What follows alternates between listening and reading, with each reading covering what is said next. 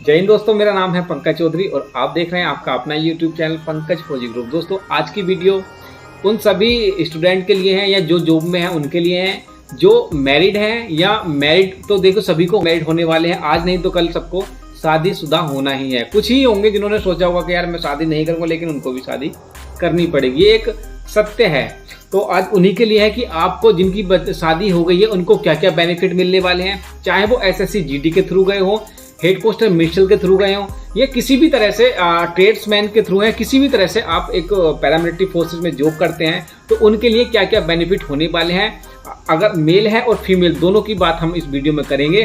तो चैनल पर पहली बार आए हैं तो चैनल सब्सक्राइब कर लीजिएगा और बढ़ते हैं वीडियो की तरफ। तो देखिए, सबसे पहले मैं आपको बता दूं कि जब आप इनिशियल स्टेज पे अपॉइंट होते हैं और आप जाते हैं तो आपकी सर्विस बुक होती है, जो एक सर्विस का पूरा ढांचा बनाया जाता है, उसमें आपका रिकॉर्ड मेंटेन किया जाता है। उसमें आपका नाम, फादर्स नेम, या आपकी वाइफ है तो वाइफ का नाम, बच्चों का नाम, वो सब कुछ एंट्री होती है। और उसमें एक नॉमिनी फॉर्म होता है। नॉमिनी फॉर्म का मतलब होता है बेसिकली कि आपको कुछ सडनली कुछ हो जाए तो आपकी जो पेंशन है वो किसको मिलेगी, या वो होता है डेथ कम रिटायरमेंट ग्रेजुटी DCRG, वो किसको मिलेगी, या दूसरे जो अन्य बेनिफिट है उसके लिए कौन हकदार होगा। तो आप जब जाएं तो उसको जरूर भरें, नॉमिनी का फॉर्म आप जरूर भरिएगा। उसमें क्या होता है कि परसेंटेज होता है कि आपका जो DCRG है या आपकी पेंशन है वो 40, 50 या 30 वो एज ए विश के आप जितना चाहते हैं उसको आप रख सकते हैं। आप पे डिपेंड करता है कि आप अपनी वाइफ को उसमें से कितना शेयर देना चाहते हैं, या अपनी माता पिता या भाई बहन जिसको भी आप चाहें उसको उसमें रख सकते हैं। आप कितने शेयर देना चाहते हैं वो उसमें कैटेगराइज होता है, उसमें कोई दिक्कत नहीं। जब आप जाएंगे वहाँ पे लिखेंगे तो आपको सब कुछ समझ में आ जाएगा। तो हमने उसका बात कर ली। अब हम सेकंड थिंग पे बात करते हैं। अगर आप मैरिड हैं और आपके बच्चे हैं तो देखिए, चिल्ड्रन एजुकेशन अलाउंस मिलता है। चिल्ड्रन एजुकेशन अलाउंस होता है पढ़ाने के ऊपर, कि आपके बच्चे नर्सरी से स्टार्टिंग से 12th तक की पढ़ाई करते हैं तो उसका सारा खर्चा जो होता है वो गवर्नमेंट उठाती है। सारा खर्चा मतलब लिमिटेड होता है कि आपको एक बच्चे के लिए 27,000 मिलता है और दो बच्चों के लिए 27 दूनी 54, ठीक है, और दो बच्चों के लिए मिलता है। अगर आपके बच्चे हॉस्टल में पढ़ते हैं तो आपको वो मिल जाएगा 81,000 रुपये एक बच्चे के लिए। लेकिन उसकी कंडीशन क्या है कि आपका बच्चा घर से और जो हॉस्टल है उसका जो डिस्टेंस होना चाहिए, उसकी जो दूरी होनी चाहिए वो 50 किलोमीटर से कम ना होनी चाहिए, मतलब उससे अधिक ही होनी चाहिए डिस्टेंस उसका। तो मतलब आपका घर से और हॉस्टल की जो डिस्टेंस है 50 किलोमीटर से ज़्यादा होनी चाहिए। अब बात आती है कि हमने तो बता तो दिया कि भाई दो बच्चों के लिए मिलता है। अब इसमें कंडीशन कभी कभी क्या आ जाती है कि आपका पहले ही दो बच्चे हो गए, जुड़वा बच्चे पैदा हो गए, तो क्या तीसरा बच्चा जो होगा वो होगा उसके एलिजिबल होगा? तो देखिए नहीं होगा, उसके लिए नहीं होगा। उसमें क्लियर कट है इंस्ट्रक्शन में कि आपके दो बच्चों के लिए वो मिलेगा। सर्वाइवल टू सर्वाइवल चिल्ड्रन के लिए आपको ये चिल्ड्रन एजुकेशन अलाउंस और जितनी भी फैसिलिटी है वो दो बच्चों के लिए मिलती हैं। अब पहले ही दो बच्चे हो गए तो तीसरे बच्चे के लिए नहीं होगा। कभी कभी कंडीशन क्या आ जाती है कि आपका पहला तो हो एक बच्चा और जब दूसरे बच्चे के लिए आप जाते हैं तो वहां पे आपके जुड़वा आपके दो बच्चे हो जाते हैं। तो कुल मिला के कितने हो जाते हैं? 3। पहले एक है, उसके बाद दो जुड़वा हो गए तो 3 बच्चे हो गए। तो उस कंडीशन में किस किस को मिलेगा? तो देखिए, इस कंडीशन का जो रिप्लाई है वो ये है कि उन तीनों बच्चों को आपको जितनी भी फैसिलिटी गवर्नमेंट सरकार की तरफ से मिलेंगी वो सब मिलेंगी, क्योंकि आपका पहला बच्चा था, दो बच्चे और हो गए, 3 बच्चे हो गए, उसमें आपकी कोई भी गलती नहीं है।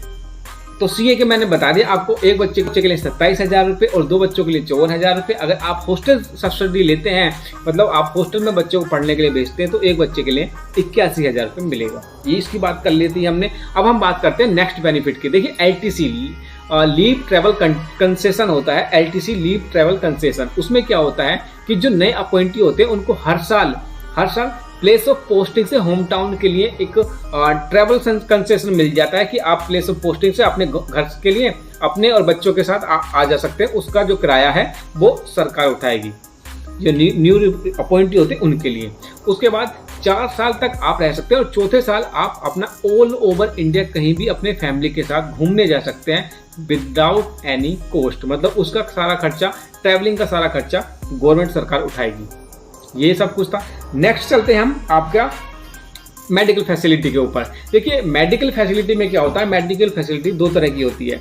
और उसमें जो खर्चे मतलब उस तरह की खर्च बहुत पड़ती है, क्योंकि पैसा दे रही है सरकार तो उनके डॉक्यूमेंटेशन बहुत ज़्यादा हाई हो जाता है। किस तरह से, देखिए अगर आपको कुछ परेशानी आ गई, आपकी मम्मी पापा जो आप पे डिपेंड हैं, डिपेंड पे कौन कौन आएगा, आपका मम्मी पापा, 18 साल से कम है तो भाई 18, और उसके बाद अगर बहन है और वो अनमैरिड है तो वो आप पे डिपेंड हो जाएगी, या शादी तक आप पे ऊपर डिपेंड रहेगी, उसमें कोई बात नहीं है। और बीवी और बच्चे ये सब आपके ऊपर डिपेंड हो जाएंगे।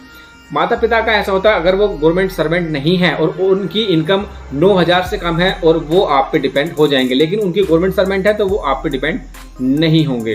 तो डिपेंडेंट की ये हो गया। और मेडिकल फैसिलिटी की बात करें तो अगर मम्मी पापा या वाइफ या आपके बच्चे कभी भी बीमार होते हैं तो ऐसा नहीं कि छोटी सी बीमारी हो गई और आप डायरेक्ट किसी भी प्राइवेट हॉस्पिटल में चले जाइए ना। उसका प्रोसीजर क्या है कि आप सरकारी अस्पताल में जाएंगे। अगर वहां नहीं जाते, जो आपका यूनिट है, यूनिट आपको रेफर करेगा, वहां पे जो ऑफिसर है वो रेफर करेंगे कि हाँ भाई आप इस हॉस्पिटल में इलाज करा सकते हैं। उसके बाद आपके डॉक्यूमेंट्स आएंगे और आपको उनका पैसा वापस मिल जाएगा सीजीएस रेट के हिसाब से। एक वो हो गया। एक होता है कि इमरजेंट ग्राउंड है कि भाई हम हॉस्पिटल मतलब इमरजेंट ग्राउंड है, आपका तुरंत एक्सीडेंट हो गया और नियर बाई हॉस्पिटल में जाना पड़ेगा, तो इमरजेंसी ग्राउंड पे आप तुरंत हॉस्पिटल में जाना पड़ेगा। तो उस कंडीशन में किसी भी डॉक्टर की, किसी भी मेडिकल ऑफिसर की रेफर की जरूरत नहीं है। आप डायरेक्ट जाइए हॉस्पिटल में, इमरजेंसी सर्टिफिकेट लगेगा, उसके बेस पे आपका टोटल जो अमाउंट है वो रिफंड हो जाएगा। एक ही हो गया। एक होता है क्रेडिट बेस कि भाई रेफर कर दिया आपको आपके यूनिट ने, आपके जो भी माता पिता हैं, और वो सारा जो खर्चा है आप वहाँ पे नहीं करेंगे, उसका सारा खर्चा करेगा पे आपका यूनिट करेगा, तो क्रेडिट बेस हो जाता है। एक होता है आप जाइए वहाँ पे बिल लाइए, बिल यूनिट में दिए, आपका रिफंड आ जाएगा। तो दो तरह के हो गए, एक तो क्रेडिट बेस हो गया, एक अपने ओन इंटरेस्ट पे आप करा सकते हैं। तो दो तरह के हो गए। आगे चलते हैं हम छुट्टी के बारे में। अगर मैं बता दूं कि देखिए जो मेल कैंडिडेट होते हैं, अगर उनका कोई बच्चा होता है, वो पापा बनते हैं, तो उनको पापा बनने के लिए अलग से 15 दिन की पैटर्निटी लीव मिलती है। मतलब 15 दिन सीएल और 60 दिन ईएल वो तो है ही है। उसके बाद 15 दिन की पीएल पैटर्निटी लीव मिलती है बच्चा होने के उपलक्ष्य में। ये हो गया मेल कैंडिडेट के लिए। अब हम बात करते हैं फीमेल कैंडिडेट को क्या मिलता है शादी के बाद। तो देखिए सबसे पहले जो फीमेल कैंडिडेट होते हैं उनको 180 दिन, जी हाँ 180 दिन छुट्टी मिलती है, मैटरनिटी लीव होती है। बच्चा मतलब गर्भवती महिलाओं के लिए ये होती है, 180 दिन छुट्टी मिलती है। उसके बाद देखिए बच्चा हो गया, उसके बाद बच्चों के बाद चाइल्ड केयर लीव मिलती है, सीसीएल मिलती है आपको 730 दिन। तो आपको 180 दिन तो हो गए, आपको मैटरनिटी लीव मातृत्व वाली छुट्टी मिल जाएगी। उसके बाद बच्चे को पालने के लिए आपको 730 दिन मिल जाएंगी चाइल्ड केयर लीव। तो ये दो तरह की छुट्टी होगी। उसके बाद देखिए उसके बाद भी आपको थोड़ा बहुत रिलैक्सेशन, आप ड्यूटी जाएंगे तो उसमें भी रिलैक्सेशन आपको मिल जाता है। और एक चीज और बता दूं, छुट्टी वो हॉस्टल सब्सिडी में रह गया था कि आपका बच्चा 12th तक आप पढ़ सकते हैं। उसके बाद आप कितनी भी बार भी फेल होते हैं किसी भी सब्जेक्ट में, वो सारा जो खर्चा है वो गवर्नमेंट उठाती रहेगी एज ए टी।